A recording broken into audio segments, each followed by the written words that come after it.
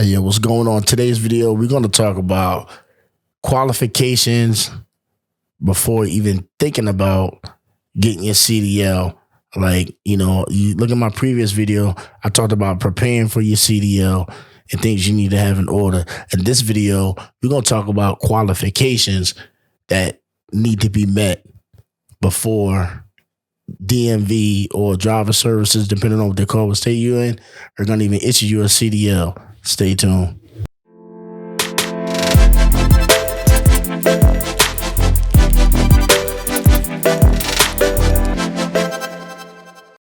All right, what's going on, y'all?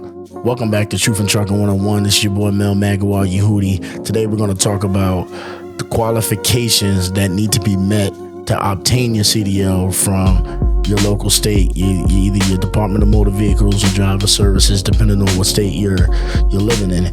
These basically right here are going to be the top 5 things that for sure you gotta have an alignment and you have to have them right. And if they're not right, you might have to step back for a year or two to get these things right. Number one on my list, not in any particular order, gotta have a good driving record. That's what it is. We got a lot of people applying to get their CDLs. A lot of people go to school. Well, let me get this right. Anybody can go to school. If you get funding for school and you get financial aid, they don't care what your license look like. They're gonna train you, but it's up to DMV to, you know what I'm saying, to issue the CDL. They're gonna give you the CDL, whether your driver record is good or bad or not. But the question is, who's gonna hire you or put you on their program? That's the problem. Because if your record ain't good, they want you to have, which is number one, positive points on your license. They don't want you to have 0 points, and they damn sure don't want you to have negative, because they're worried about their insurance and what it's going to cost. The higher risk the drivers are, the lower the points are, the more they have to pay for that driver to be covered on their insurance. And they want to make sure you have some leverage just in case you get the occasional ticket here and there. Let's say, for instance, they'll hire somebody with +5 or the maximum points because they know they can get a little small speeding ticket here and there. 2 points, whatever, it'll go away in 3 years. Now, 3 points, you can get knocked down to 0. They'll keep you on. Normally, I think after maybe -2 or -4, most companies start putting you on action. They getting rid of you, and they don't have to pay the extra insurance money. So my thing is get your points right. If you're at 0, even if you're at -2, go ahead and take a voluntary driver improvement course, and that will instantly give you 5 points on your license. So you have 0, go ahead and get yourself to +5 by taking the defensive driving course, which I do believe you can only take either once every 3 years or once every 5 years. I'm not sure. Somebody comment below to give accuracy on that. But you definitely want to make sure you got enough driving points to give the insurance companies of these companies leverage just in case you do get a ticket here and there. Number 2 on the list, no DUIs, bruh. Don't have any DUIs. It's hard to get a driving job with a DUI. The only time I've seen it happen is maybe somebody that had already 10 years, clean driving record, no accidents, no speeding tickets, and they had just 1 DUI. You sure you went to class with nothing else outside of that, but most companies are not going to touch you. If you go to a driving school to where they pay for it and they automatically going to put you on the truck, they're not going to hire you with a DUI.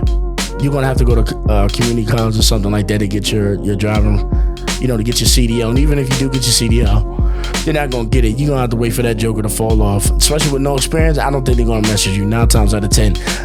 Honestly, drinking, any drugs in particular, it's just a no-no in this profession. If you have an addiction to cocaine, marijuana, it's okay to drink on your, when you're doing your reset, on your own personal time, when you're home. And when you're driving that truck or you're within about 10 hours or something like that of driving that truck, you need to stop drinking, have no alcohol in your system. But you definitely don't want to have any DUIs on your driving record. That is a no-no. You need to fix that or wait for it to fall off. If you just got one and you have no driving experience and no CDL, forget it.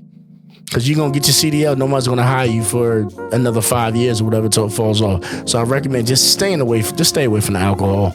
stay away from the alcohol. If you're serious about your career, you're serious about getting this money, stay away from the alcohol, stay away from the drugs, because even to get the CDL, you get random DOT drug tests. It's just administered by DOT. There's nothing you can do. Every carrier is regulated by the Department of Transportation. And in that regulation, there's drug and alcohol programs. They just randomly call different companies, email them and say, hey, this driver needs to take a random. There's nothing you can do about it. You got 24 hours to take it. And if you've been smoking crack or smoking weed or whatever the case may be, that's your career. You fail your test. That's it.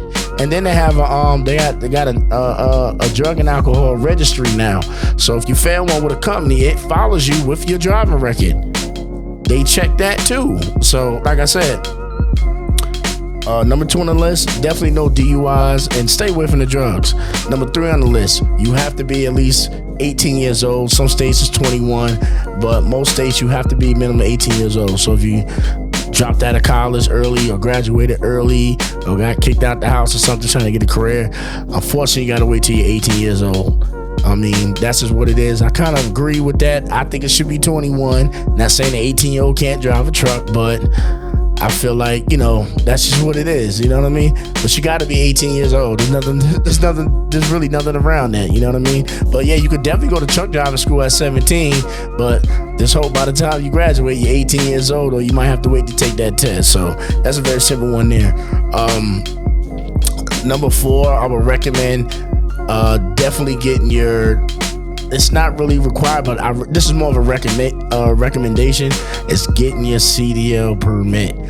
Learn the CDL.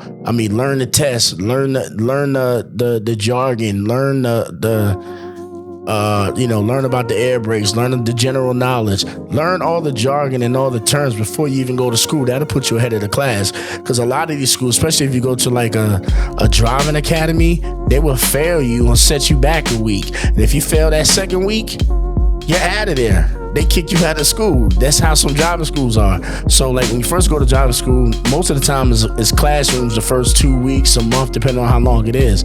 And all you're doing is doing the reading, you're doing class stuff. Then they take you down to DMV or driver services to pass that general knowledge, 50 questions. I think if you get more than 10 wrong, you fail. It's like 50 questions. That's it. So I recommend just go down to your local DMV or your driver service and say, hey, I need a commercial driver's class A book. Learn the general knowledge and also learn the air brakes. Class A is air brakes and combination vehicles. So you want to learn the combination vehicle section, the general knowledge section, and the air brake section. You want to learn those 3 sections. I recommend you just go ahead and just start knocking it out. You know what I mean? And have that under your belt. And number 5, the last thing after, getting your learner's permit, which is number 4. Number 5 is be able to pass a DLT examination. So your DLT examination consists of lifting like 50 pounds and doing all this crazy stuff, because they want to make sure you're able to physically do that. Because some of these trailers, when you got to crank these trailers and they load it, sometimes they be too high. And you got drivers, especially these new drivers, they don't drop the airbags or nothing. And the trailer be so high, and then your fifth wheel don't be high enough. You gotta be able to turn that stuff. You gotta be able to physically turn that stuff. You gotta be able to physically handle the truck. Sometimes if something goes wrong, you gotta be, you can't be no weakling up in there handling this big equipment. Pause. You know what I'm saying? But and part of the DLT examination too, they are going to drug test you. So that goes back to, what's that, number 2, when we're talking about no DUIs and no drugs. Like, stay away from the drugs again. That's part of the test. I see a lot of people in school, they don't tell you about that part. But when we was in the hotel, they kept us in the hotel in the academy. They out there smoking bud, doing their thing. Boom, they hit us with the joint. Bow, we ain't even know. They just called us out. Hey, line up, taking the drug test. Boom, they just got rid of them. And they're not going to tell you. They want to know the type of person that you are anyway, because they don't, you know what I mean? If you can't be responsible and control yourself just in school, when your mind should be clear, then they already know the type of individual you are. You're not taking your career seriously. Honestly, I don't want you on a truck, especially when I got, children and stuff out there. I don't want no silly clown out there intoxicated in the altered state of consciousness on the highway, But yeah, definitely at the end of the day, just to recap, number 1, good driving record with positive points. You got to have that, man. before getting into the game, and definitely before companies want to hire you.